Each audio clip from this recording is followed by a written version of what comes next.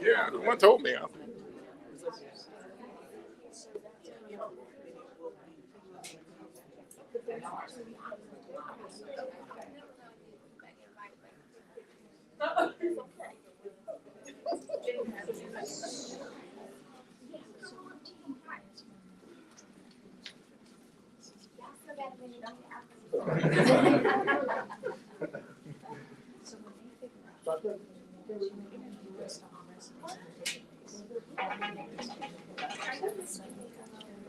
Already.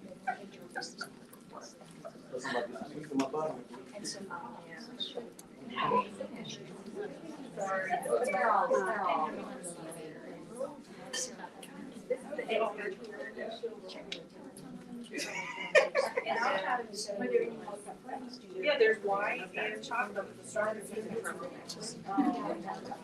Right. Maybe I gotta get it now. That's what I'm doing right now. She was supposed to be here.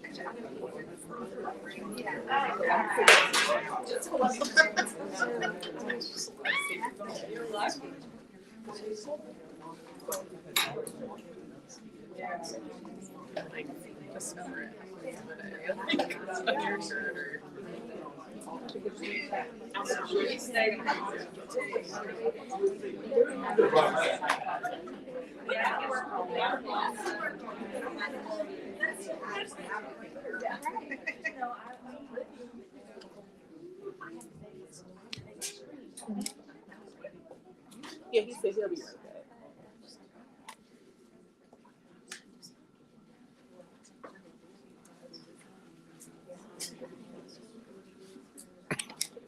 He in church, sir. How's my little finger?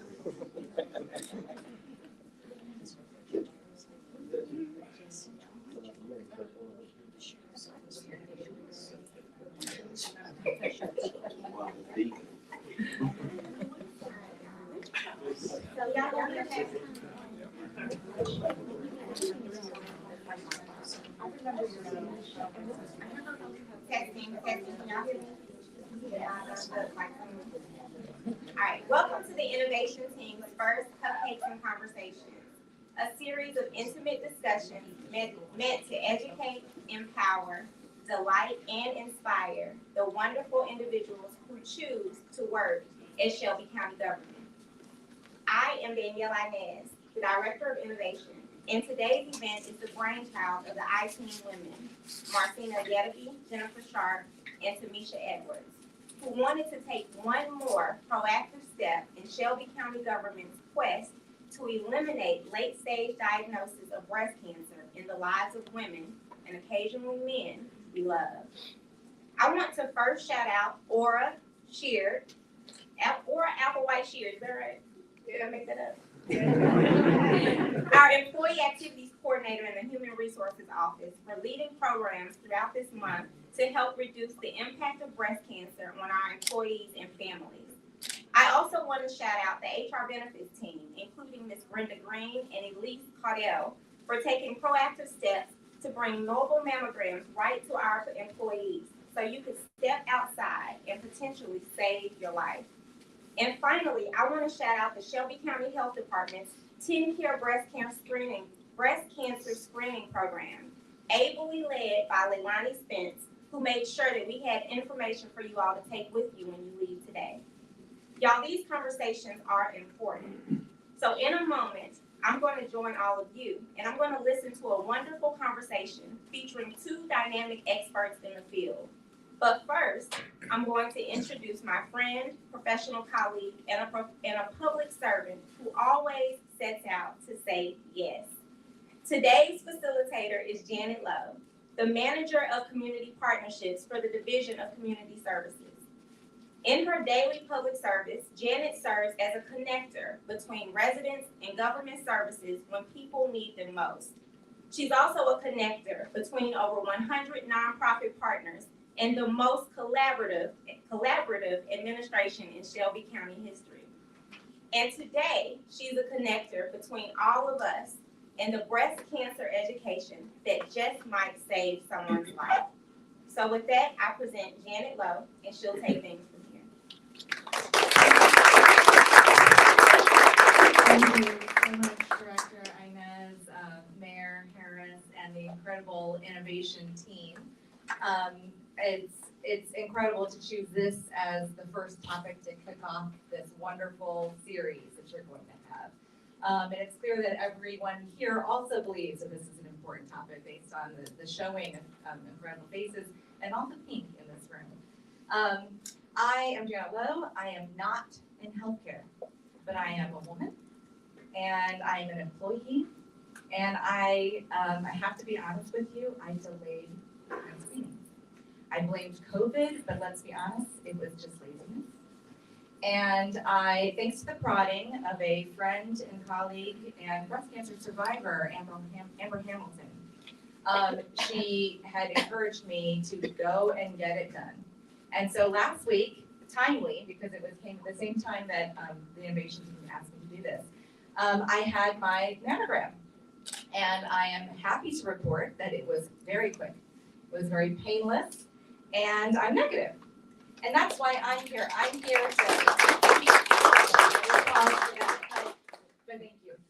But I'm here to ask the questions so that all of you prioritize your health, and all of you think about detection and care and become fearless and empowered to prioritize your health and not do what I did.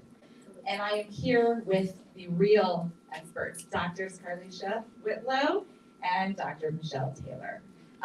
Dr. Carlisha Whitlow is with the Women's Physicians Group. She specializes in obstetrics and gynecology and family health and hospice care. Thank you for being here. Thank you for having me. Dr. Michelle Taylor in this room really needs no introduction as the director of our incredible health department. On top of all of her wealth experiences, I hear you are also a survivor of breast cancer. Thank you both for being here. We have, a limited amount of time, so I'm just gonna get right into it. I would love to ask Dr. Taylor, there's pink everywhere and ribbons everywhere, but let's just start off with what is breast cancer and is it really common? Oh, wow. Great question. So breast cancer is basically a cancer that's usually found in the breast or in the tissues of the breast. Cancer itself is just rapidly dividing cells, but the issue is that those rapidly dividing cells get in the way of other things wherever the cancer is. So in this case, breast cancer is those rapidly dividing cells within the breast. And I'm sure Dr. Whitlow probably could give even more detail, but that's the quick and dirty of it. Yeah. So I think some people can sometimes be scared of clinics and hospitals and diagnostics and screenings, all of that, or they feel like maybe it'll just never happen to them. Dr. Whitlow, can you talk to us a little bit about what screening is and what it looks and feels like? So I'm not of age to have had a mammogram, but technology and innovation has changed quite a bit. Can you hear me? Has changed quite a bit. So mammograms at one point used to be very painful, is what my understanding was. And now They are close to painless. They are uncomfortable, of course, because you're compressing the breast. But they are very close to being painless, and you'll feel that discomfort, but it's quick. It's not something that's gonna take 30 minutes. It's a very quick procedure, and once the procedure is completed, the professional radiologist will review them and send it to your provider, and if something comes back abnormal, we act on what the abnormality is. What was your next question? Well, I'm glad you brought up the abnormality, because I think that that's something that, you know, people can hear about. I know that in my case, I once got a letter saying I had dense breast tissue. What does that mean, and what's the difference between a mammogram and an ultrasound? So, and the imaging is different.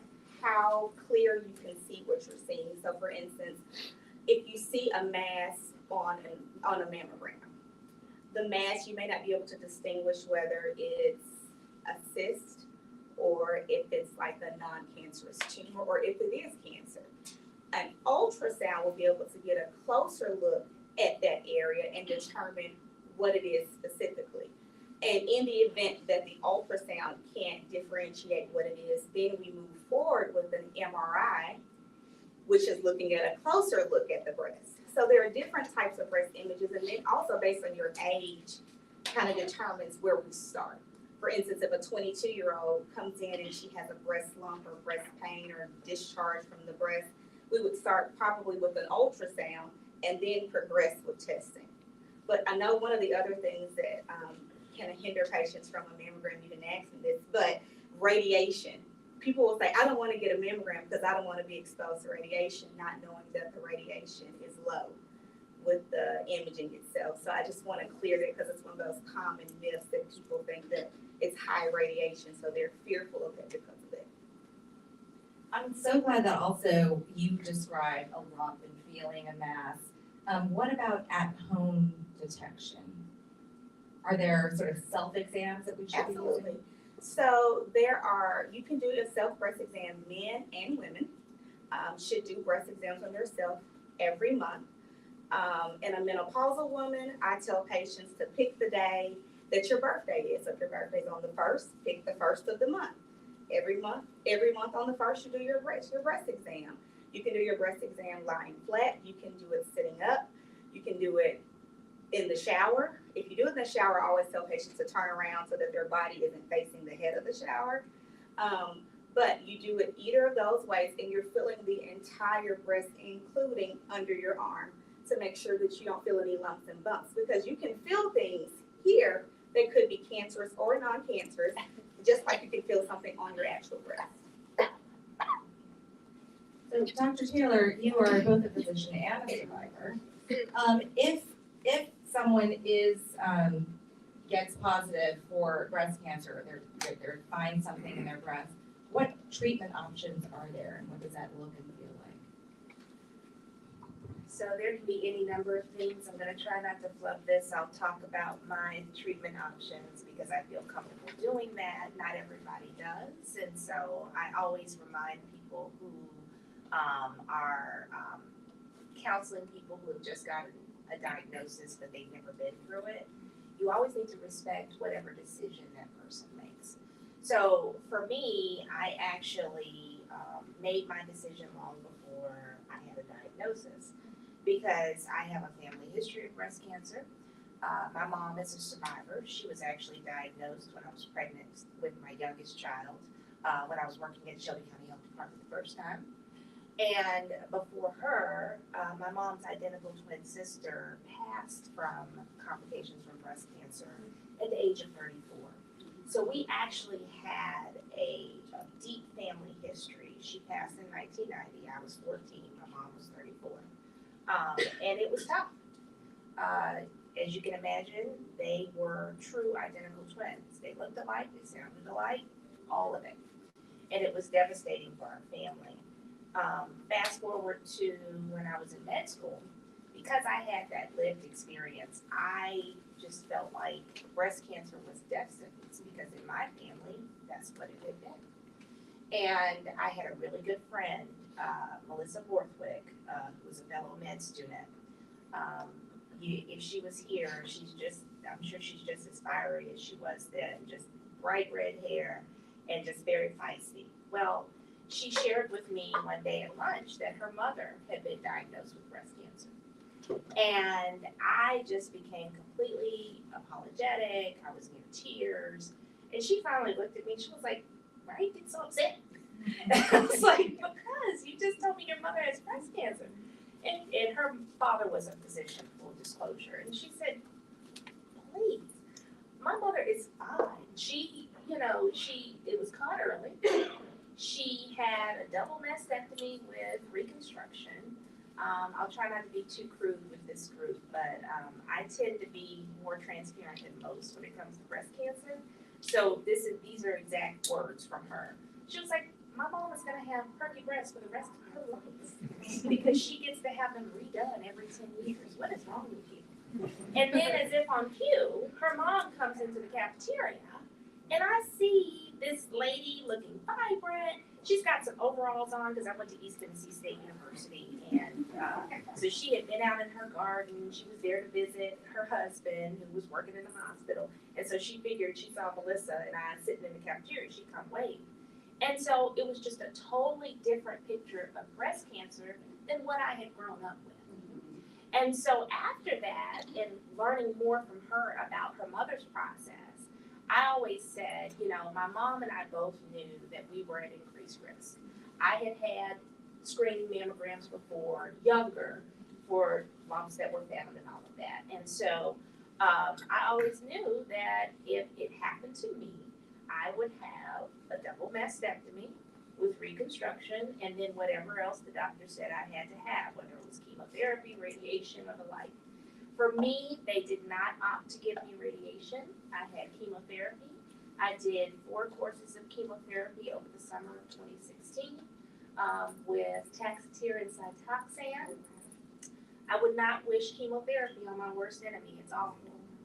And the drugs that I had were not as toxic as some of the ones they could have given me, given that my diagnosis was at age 40. My oncologist wanted to do stronger drugs. He wanted to do adriamycin, which is kind of gold standard for somebody who is, as young as 40 getting breast cancer.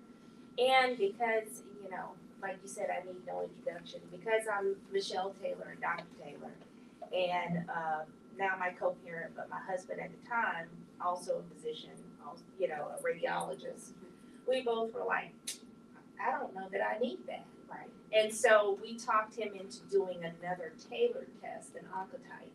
And so he fought back and said, okay, you two, if this oncotype comes back this number, then she has to get the stronger drug. But if it comes back less than this number, then we'll do something a little bit milder. And it came back less. And I got to tailor my treatment at least a little bit. But like I said, chemotherapy is no joke. I mean, people who knew me in the health department before, I had all of this hair, but it was straight. All of it came out.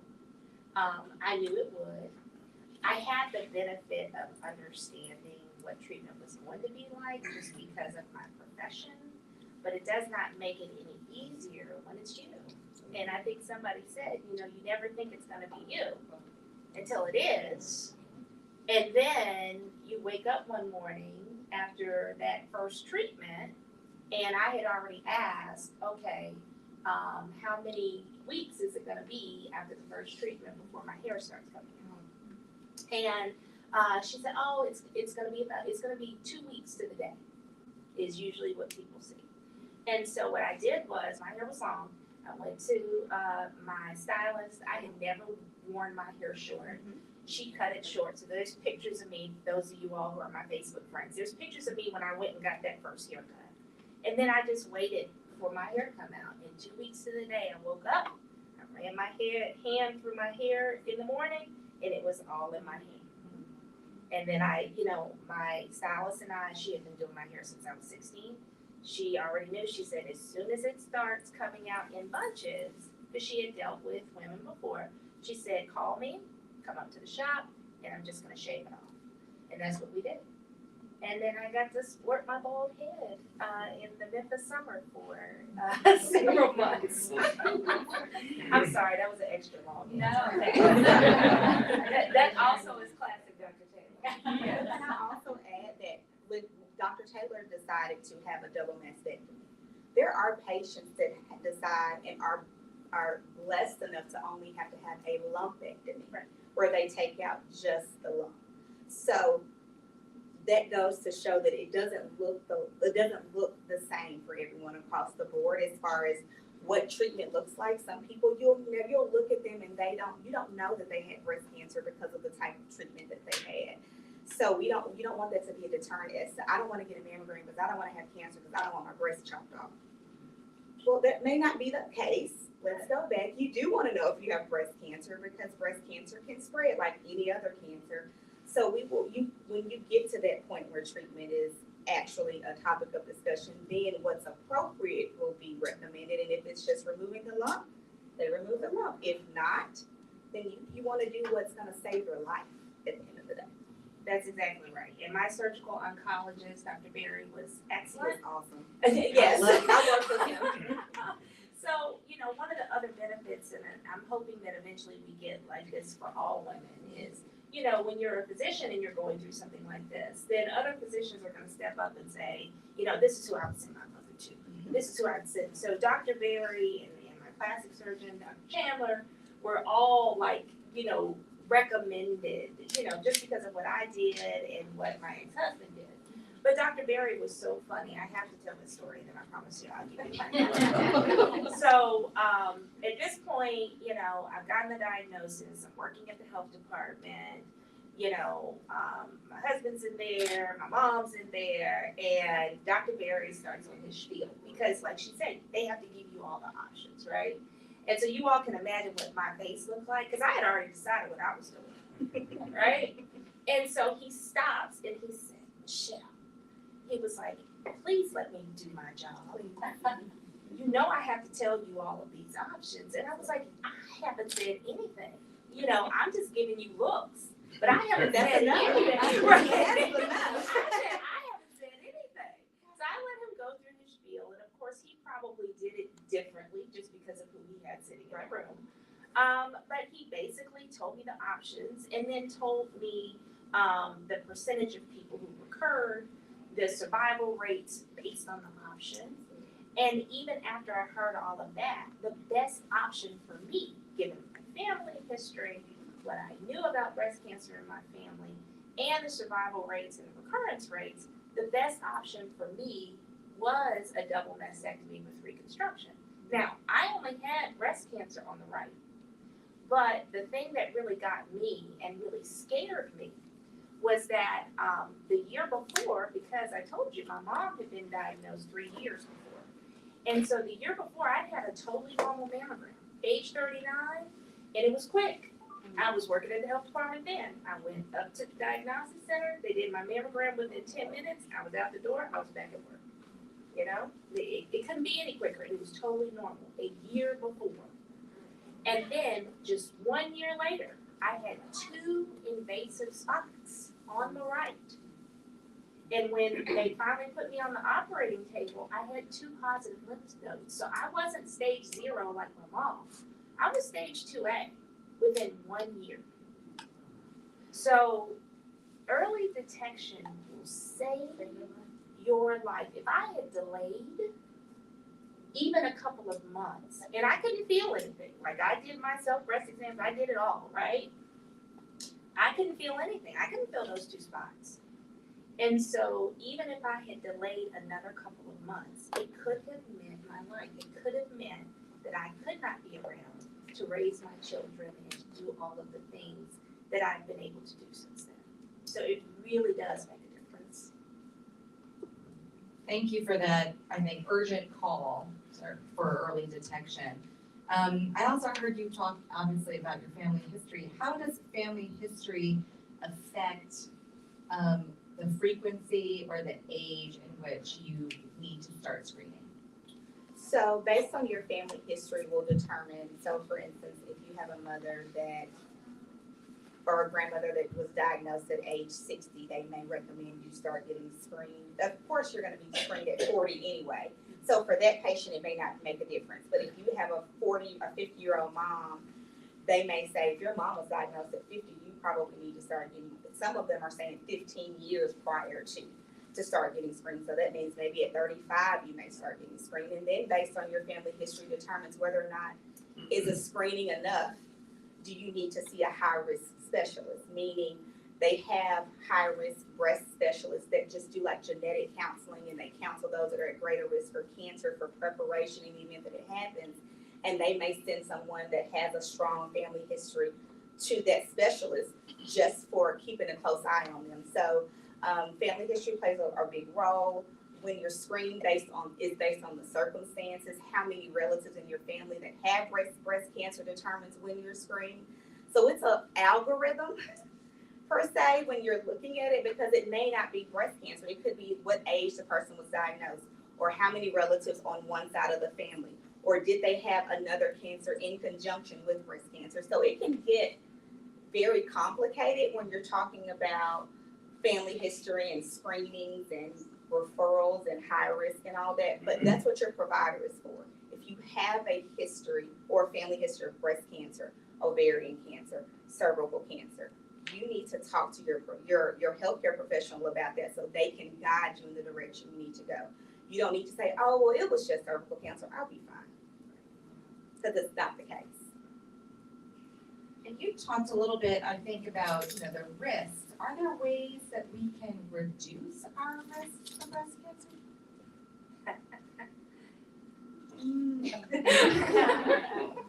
You want me to start? Well, one thing you can't do is you can't fight genetics.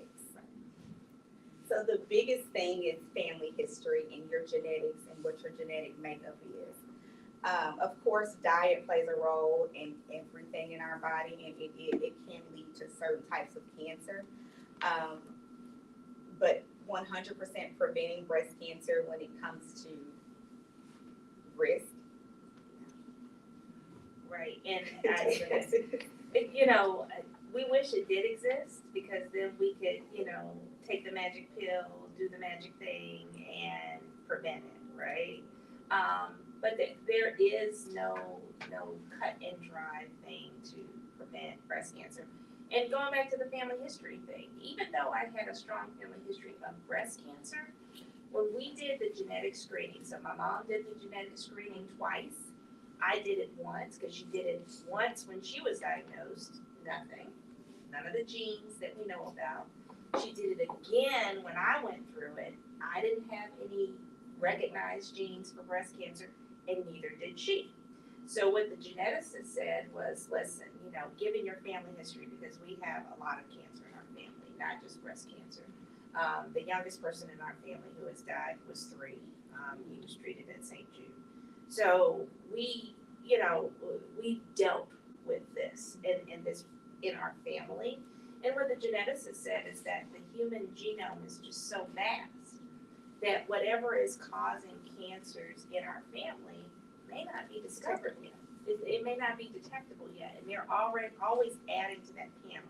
So when my mom went through, they had like 24 genes that they were looking for. By the time I went through just a couple of years later, they had 40, but we did not pop positive for any of those. And so keep that in mind too. But do the things that you know you're supposed to be doing. We know we're supposed to be eating well. We know we're supposed to be moving.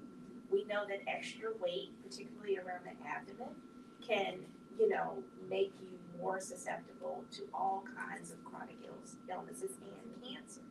And so those are the things. And then the other thing I like to tell audiences when I tell my story, and I know you see this a lot, stress.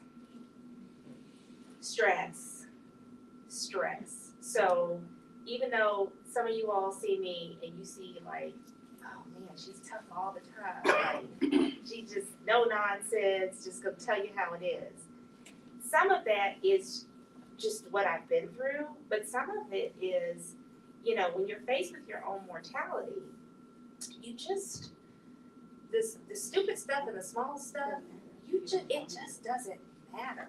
What matters to me is being able to do what I've been put on this earth to do and carry out my purpose and to raise my kids and to have some fun in between.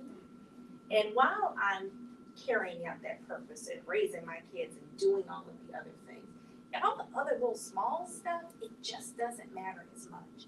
I'll never be able to prove it. I will tell you that I was at a different place in my life before I got diagnosed. And I was at a high stress point. Job, family, marriage, all of those things. And I've said this before, so this is nothing new. You know, I'm very transparent. If I had to go back, if I could really look, I would say that stress played a huge part in me developing breast cancer. And nobody can convince me any different. A lot of us, particularly women, you know, I'm talking to the women in the room now, we tend to take care of everybody else before we take care of ourselves. We take care of everybody at work, we take care of everybody at home, we take care of everybody out on the street if they look like they need something. We're just gonna do that, you know. But if you're not taking care of yourself, then eventually that's gonna catch up. So a lot of times I talk to people all the time when I can tell that they're stressed, when I can tell that they're at the limit, and I tell them two things. One, you cannot pour into anybody else from an empty cup. That's my church upbringing. You can't do it. You can do it for so long, but eventually that's gonna run out. And two, if you don't listen to your body and sit down somewhere and start taking care of yourself, your body will sit you down. There are people in this room who saw me the day I found out I had breast cancer. I got my diagnosis at work. On the 3rd floor of the old Shelby County Health Department building. I was at work. Even though I knew I had had a biopsy, I went to work that night after the biopsy. You cannot pour from an empty cup. Stop doing it, because eventually your body is going to take over and you're not going to like what happens next. And it's a long road back. You can come back from it, but it's easier if you start taking care of yourself now. Self-care is so very important. If nothing else gets through today, I hope that gets through.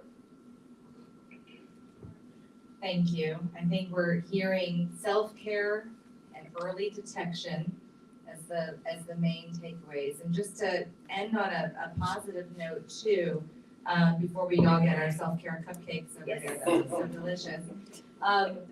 What would you say is the most exciting thing in breast cancer research right now that's really affecting outcomes right now in a way that you know, other patients in your family even didn't have one? The treatment options. Yeah.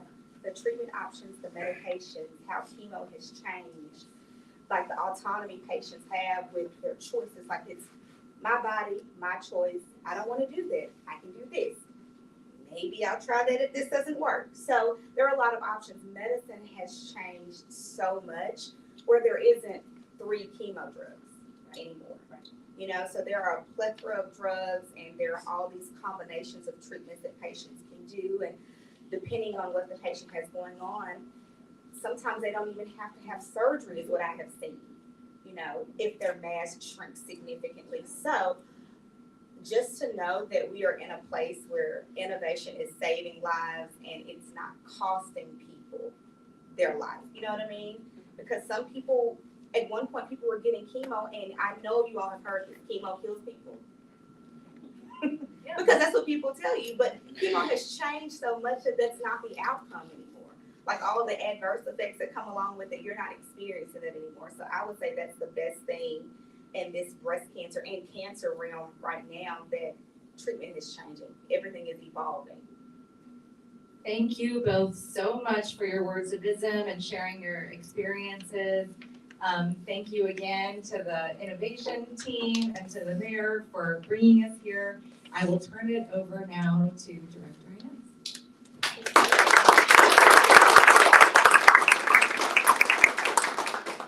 These ladies, another round.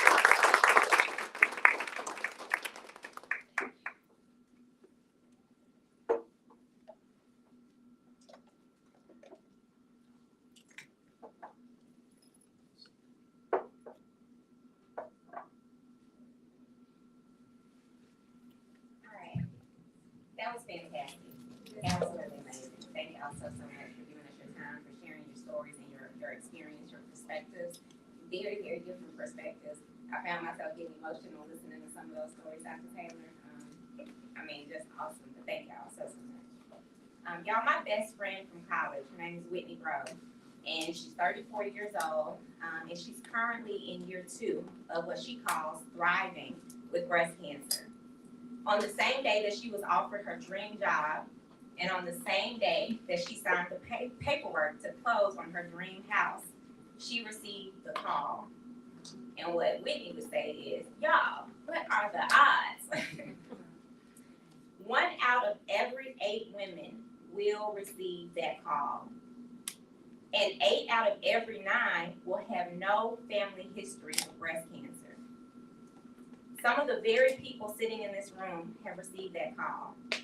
And while some continue to privately navigate their personal health, others have fallen along the spectrum of celebrating their victory and continuing to spread awareness about this comparable disease. Whether quietly grateful or loud and proud, we call these women warriors. And today, with permission, we will honor 6 of the women who are right here in this room. Mayor Harris will present each one with a plant, a ZZ plant, originally from East Africa. This plant represents their tenacious, audacious, bright and bold exterior and unapologetic peace, which you just heard Dr. Taylor talk about. Y'all, plants are delicate. Wind, rain, sun, and even pests might try to destroy them, but plants persevere. The ZZ plant especially perseveres. It's considered one of the hardiest houseplants. So if you receive one today, you do not have to be afraid. They are a true warrior in their own right. And thanks to the partnership of locally owned Golden Hour, which is right down the street, each one of our warriors will be taking one home today. So Mayor Harris, will you please join me up here? As I call each warrior's name, please offer her a round of applause as she approaches the front of the room. She'll then return to her seat, and I'll call the next name. So let's not make it too awkward for anybody, okay? First up from Community Services, please welcome Ms. Yolanda Rose.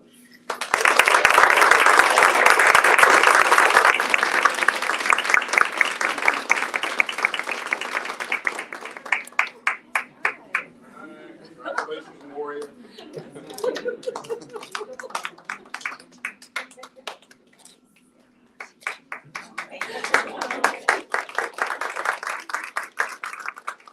Also from Community Services, we have Ms. Tawana Tolliver.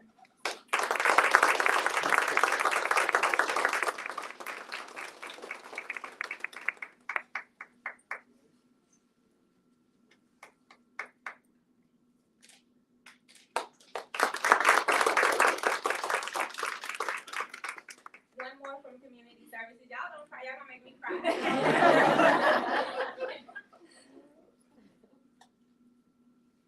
Miss LaQuisha Jefferson.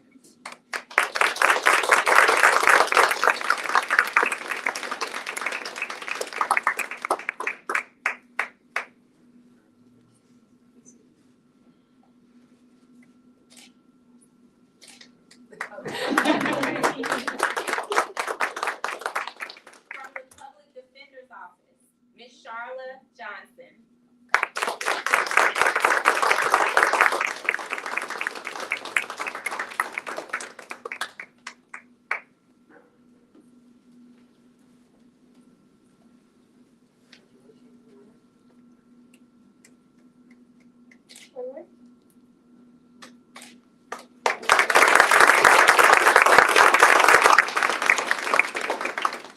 From our Division of Planning and Development, Miss Brenda Gibson.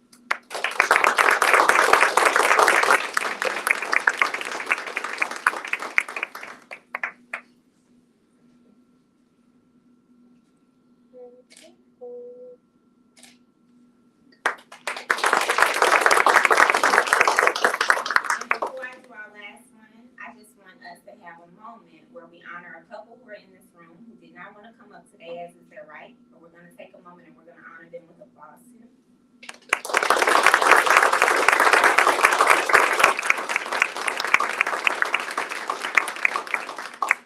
And last but not least, Dr. Michelle Taylor.